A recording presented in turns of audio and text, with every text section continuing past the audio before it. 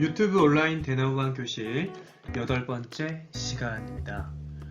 국어 나 책에 나오는 7단원 우리말을 가꾸어요 내용 엿보기와 배유한 작가님의 초정리 편지 작품을 소개하도록 하겠습니다. 7단원 우리말을 가꾸어요 내용 엿보기 시간입니다. 7단원 우리말을 가꾸어요 단원 4파입니다. 목표는 올바른 우리말 사용을 주제로 근거를 들어 글을 써봅시다 입니다. 우리말이라는 게 키워드 1개, 그 다음에 근거 들어 글쓰기. 앞에서 한번 주장과 근거에서도 주장하는 글쓰기를 써봐서 잘 아실 거라 생각됩니다. 그리고 자신 알아보기라는 교과 역량인데 이 자신 알아보기는 자신의 삶이나 생활을 되돌아보고 반성하면서 또 필요한 능력이 뭔지 재능이 뭔지 개발하는 것, 즉 자기 관리하는 능력을 이야기하고 있습니다. 사파 그림을 볼게요. 요즘 아이들이 바른 우리말보다는 욕설이나 비속어를 너무 많이 써. 우리 반 아이들은 줄임말을 많이 써.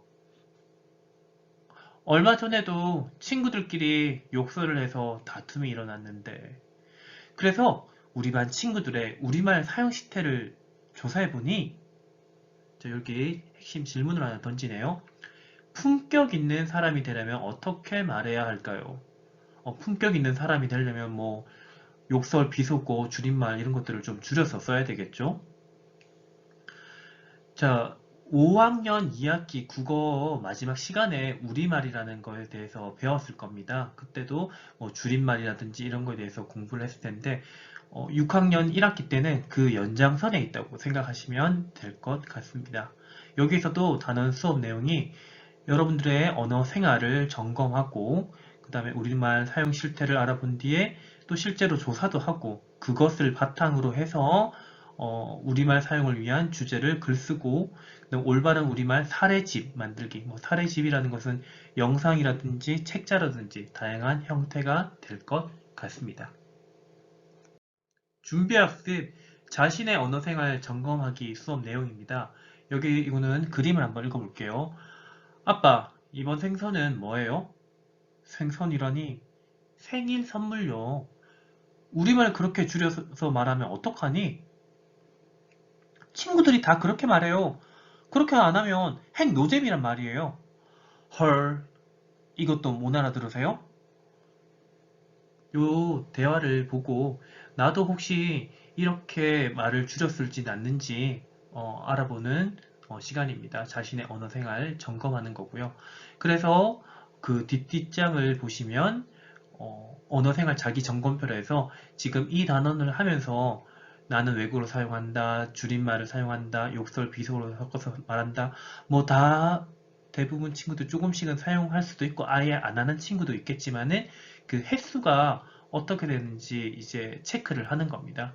그래서 이 단원 공부하면서 조금 더 내 언어 생활을 점검하면서 이 횟수가 줄여지기를 바라는 마음으로 계속 언어 생활을 계속 점검해보는 그런 수업 내용입니다.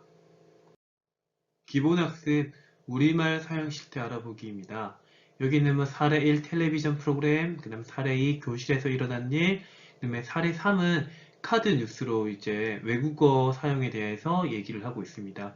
이런 사례들을 보고 나서 내용을 파악한 후에 여기에서는 우리 반 전체 친구들의 우리말 사용 실태를 조사해서 조사 결과를 도표로 나타내는 내용이 있습니다. 그래서 우리말 사용 실태가 어떤지 외국어, 줄임말, 욕설이나 비속어, 또 배려하는 말, 긍정하는 말, 올바른 우리말은 어떤지를 긍정적인 말, 부정적인 말이 어떤지 우리말 사용 실태를 알아보는 시간입니다. 기본학습 우리말 사용 실태 조사하기입니다. 여기는 이제 우리말 사용 실태를 다룬 자료를 살펴본 뒤에 그 다음에 조사 계획을 세우고 그 다음에 조사했는 걸 바탕으로 발표하는 수업 내용입니다. 여기서는 이제 선생님들이 영상 자료를 많이 보여줄 수가 있을 것 같습니다. 여기 보면 이제 유튜브에도 안녕 우리말 이런 게 검색이 될 거고요. 간판에서 이제 외국어로 많이 되어 있는 그런 간판, 그 우리말 사용 실태에 대한 뉴스 자료들, 우리 토박이 말 사전, 그리고 국립국어원 누리집의 순화어 그리고 어린이신문에서도 이렇게 우리말을 가꾸지 않는 그런 뉴스 자료를 보여줄 수가 있습니다. 그래서 이런 자료들처럼 여러분들도 어떤 주제를 정해서 어떤 식으로 조사할 건지 뉴스 자료일 수도 있고 그 신문일 수도 있고 편한 거는 이제 보통 인터넷에서 자료를 검색하거나 유튜브를 활용하면 편하지 않을까 생각합니다. 그래서 출처도 분명히 맡기고 조사하고 뒤에 난 생각이나 느낌을 얘기하면은 좋은 조사 발표가 될 것 같습니다. 여러분들이 3단원 때 짜임새 있게 구성해요에서도 발표를 해봤을 텐데 그 발표처럼 이 우리말 사용 실태에 대해서 어떤 주제, 비속어일 수도 있고 외국어일 수도 있고 뭐 부정적인 말을 많이 하는 것 그런 주제를 정해서 발표하면 될 것 같습니다. 기본학습 실태 조사를 바탕으로 하여 올바른 우리말 사용을 주제로 글쓰기. 여기는 그래서 이제 한 제재가 나옵니다. 올바른 우리말 사용을 주제로 쓴 다음 글을 읽고 물음에 답해 봅시다. 여기서도 이제 뭐 우리말 사용을 바르게 하자, 고운말 사용하자 이런 내용들이 나옵니다. 그래서 여러분들도 근거를 가지고 지난 시간에 조사했던 자료를 바탕으로 해서 주장과 근거를 펼치는 그런 글을 써보는 내용입니다. 마지막 실천학습은 올바른 우리말 사례집 만들기입니다. 여기서도 영상 광고로도 하고 그 다음에 신문 형식으로 할 수 있는데 여러분들이 모든별로 이제 편안하게 그 각자가 가진 장점과 능력을 바탕으로 뭐 만화 영화로도 만들 수도 있고 그 다음에 책으로도 만들 수도 있고 다양하게 만들 수 있을 것 같습니다. 오늘의 문학 작품 소개 시간입니다. 네, 책의 이름은 초정리 편지, 배유한 글, 홍선주 그림, 출판사는 창비입니다. 제가 이 책을 선택한 것은 이 7단원 자체가 또 우리말이기도 하고 이 초정리 편지가 우리말과 관련된 내용이 담겨져 있기 때문입니다. 과연 그 인물이 누가 나올지 예상 한번 해보도록 할게요. 그리고 표지를 보면서 또 예측을 한번 해볼까요? 인물은 2명이 나오네요. 그리고 초정리가 어딜지 그리고 그 편지 또 무슨 뜻일지 궁금할 것 같습니다. 여기 지금 바닥에 보이는 이런 글자들은 또 뭘 것 같아요? 네, 이렇게 예상하면서 초정리의 편지 읽어주도록 하겠습니다. 목차입니다. 목차가 1에서 15까지 조금 많은데 페이지 수는 앞서 소개했던 책들과 비슷합니다. 토끼는 할아버지. 이 할아버지 누구일 것 같아요? 글자놀이. 누이야 누이야. 정자에 남긴 약속. 돌 깎는 아이. 아마님은 좀 어떠하시니 있고. 새끼 거북과 복 두꺼비. 석수장이 일터. 꼭 데리러 갈게. 그분은 누구실까? 장훈아, 가거라. 흙바닥 훈장. 돌에 피어나는 연꽃. 물 한 대에 약초 반냥. 마지막 제목과 똑같은 초정리 편지입니다. 여기서는 좀 약간 모르는 낱말들도 있으니까 낱말을 국어사전 인터넷 통해서 많이 검색하시는데 그렇게 검색해서 좀 살펴보면서 책을 읽는다면 더 좋을 것 같고 또 앞뒤 글자 그 다음에 글을 읽어보면서 어떤 낱말일지 생각하면서 읽는 것도 좋을 것 같습니다. 1장 토끼는 할아버지. 장우는 집신을 깨어 신고 마당으로 내려섰다. 상쾌한 아침 바람이 얼굴을 스쳤다. 마당가에 서니 마을이 내려다 보였다. 아래쪽에 양반들이 사는 기와집이 몇 채 있고 그 뒤로 20채 남짓한 초가들이 작은 개울을 끼고 옹기종기 앉아있다. 마을은 아침 햇살을 받으며 군데군데 연기를 피어 올리고 있었다. 장우는 이 시간이 가장 좋았다. 조금씩 깨어나고 있는 마을을 보노라면 오늘은 어제보다 나을 것 같은 기분이 들었다. 오늘은 평소보다 일찍 눈을 떠서 마당을 쓸어 놓고 보리죽으로 간단히 요기까지 마쳤다. 누이야, 나무하러 갔다 올게. 장우는 헛간으로 들어가 호리병 2개를 망태기에 챙겨 넣었다. 벽에 기대어 놓은 지게를 일으켜 그 위에 망태기를 얹고 어깨에 둘러매고 밖으로 나섰다. 좁다란 마루를 걸레로 훔치던 누이 덕이가 살인문까지 따라 나왔다. 조심해서 다녀와. 오늘은 나도 밭일 하러 나간다. 누구네 밭? 방아집 들깨밭. 아궁이 안에 죽그릇 얹어놓고 갈 테니까 나중에 아버지 점심 챙겨드려. 알았어. 아버지는 귀척이 없었다. 장훈이 살며시 방문을 열어보았다. 아버지는 보리죽을 몇 술 뜨다 말고 도로 누워 그대로 잠이 든 것 같았다. 장훈의 집은 마을에서 외톨이처럼 뚝 떨어져 산으로 올라가는 잎새에 있다. 그래서 몇 발짝만 올라가면 이내 산속이 된다. 장훈은 산 쪽으로 난 길을 올랐다. 군데군데 연보랏빛이 살짝 도는 수구쟁이가 제법 선선해진 바람에 흔들리고 있었다. 장훈은 지게 작대기로 길가 풀들을 툭툭 쳐가며 걸었다. 떡 해먹자 부엉. 양식 없다 부엉. 꺼다 하지 부엉. 언제 갚을래 부엉. 노래를 부르다 보니 정말 떡이 먹고 싶었다. 장훈은 떡 대신 까맣게 익은 머루를 찾아 따먹으며 산길을 올랐다. 어머니 무덤가에 다다랐다. 장훈은 이제 이곳에 와서도 울지 않을 수 있었다. 장훈의 어머니는 몸이 퉁퉁 붓는 병에 걸려 지난 겨울에 죽었다. 아버지가 3년이나 약을 다려 구안을 했는데도 끝내 소용이 없었다. 어머니가 죽고 나서 석수일을 하던 아버지는 2달 넘게 넋이 나간 사람처럼 헤매다 어둑해져서야 집에 돌아오곤 했다. 그러다 다시 일하러 나간 지 얼마 안 되어 왼쪽 손목이 바스러졌다. 꽤 솜씨 있다고 알려진 아버지인데 딴 생각하느라 망치질을 잘못한 것이었다. 아버지는 점점 기력을 잃고 병색이 짙어갔다.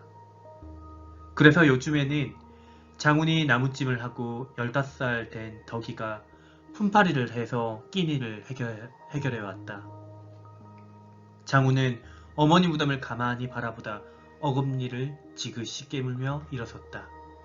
짝대기 든 손을 하늘로 힘껏 내지르고는 다시 걷기 시작했다.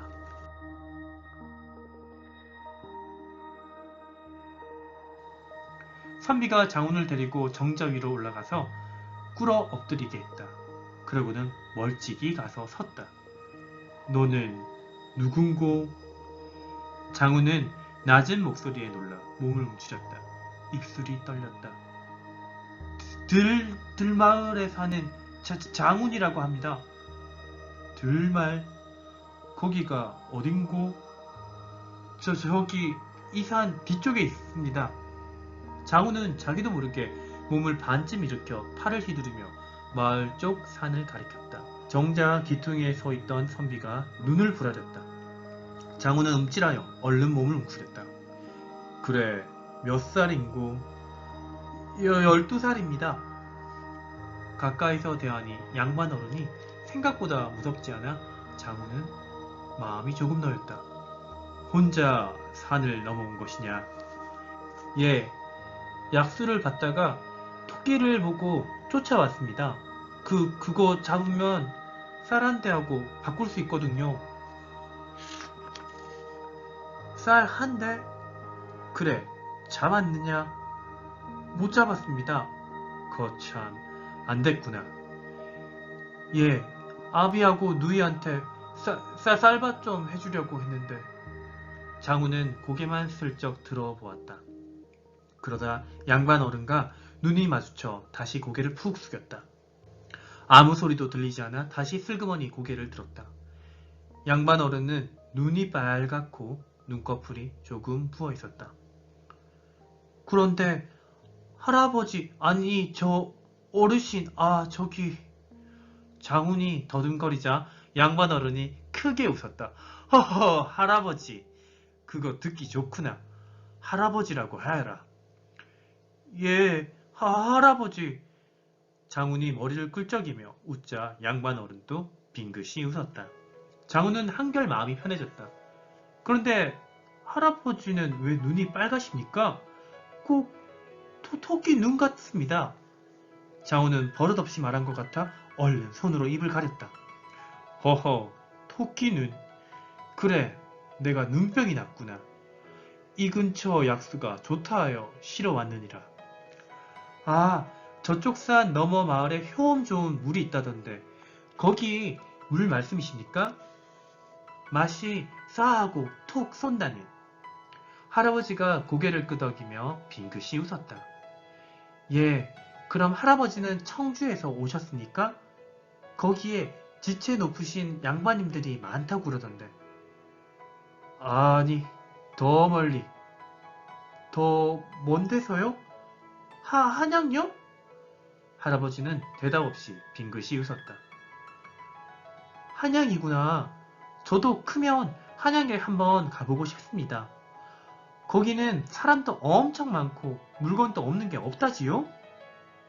허허, 그거든 한양만 아니라 온 나라를 다녀보아라. 그런데 네가 받는다는 약수는 물이 어떤 고? 예, 저만 아는 약수터가 있는데 거기 물도 감칠맛이 나고 효험이 있다고 합니다. 그래서 윤초시 어른이 값을 잘 쳐줍니다. 나무 한 단하고 약수 한 병 가져가면 보리쌀 한 대를 줍니다. 윤초시는 누군고? 예, 제가 나무에다 주는 양반댁 어른입니다. 허허, 그러냐. 그럼 나한테도 약수 한 병 떠다 주련? 쌀 한 대 주마. 예? 약수 한 병에 쌀 한 대요? 정말이십니까? 그래, 보아하니 어린 네가 양식을 구해다 먹는 모양이구나. 예, 아비가 많이 아픕니다. 손도 못 쓰고. 장우는 더 말하려다 너무 버릇없이 구는 것 같아 입을 다물었다. 정자 아래 있는 선비를 돌아보았다. 선비는 장훈을 보고 있다가 슬그머니 고개를 돌렸다. 어미네. 네, 여기까지 읽어드리겠습니다. 마지막에 등장했던 토끼눈 할아버지는 누구였을까요? 네, 맞습니다. 토끼눈 할아버지는 한글을 창제했던 세종대왕님이셨습니다. 장훈이와 토끼눈 할아버지 사이에는 또 어떤 일들이 펼쳐질까요?